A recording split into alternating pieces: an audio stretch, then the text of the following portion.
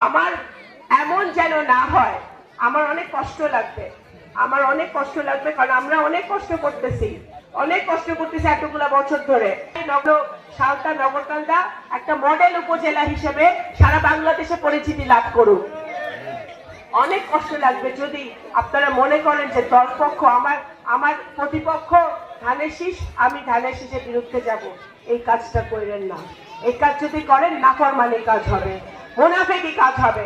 এই কাজ কোনোভাবেই করা যাবে না।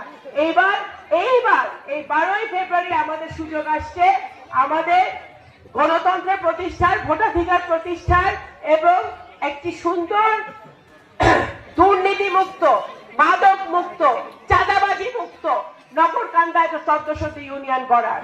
আমি আপনাদের বোন কথা দিতে পারি, আমার আব্বা সবসময় ন্যায়ের পথে ছিল, সত্যের পথে ছিল।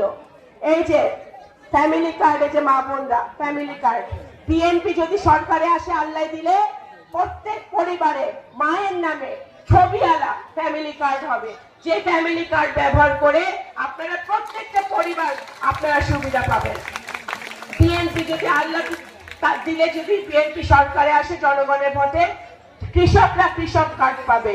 যে কৃষক কার্ড ব্যবহার করে আপনারা যে শস্য উৎপাদন করেন, যে পেঁয়াজ উৎপাদন করেন, যে ধান পাট উৎপাদন করেন, সেগুলো ন্যায্য মূল্য আপনারা সবসময় পান না।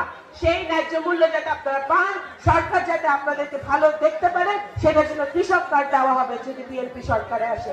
আমি আপনাদের মেয়ে রিঙ্কু, আমি কথা দিতে পারি, আমি আমার নিউ জেনারেশনের জন্য, আমার ভাই বোনদের জন্য আমি করতে চাই।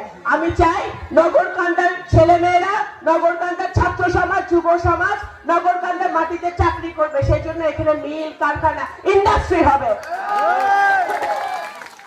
চাকরির জন্য যাতে দূরে কোথাও যেতে না হয়।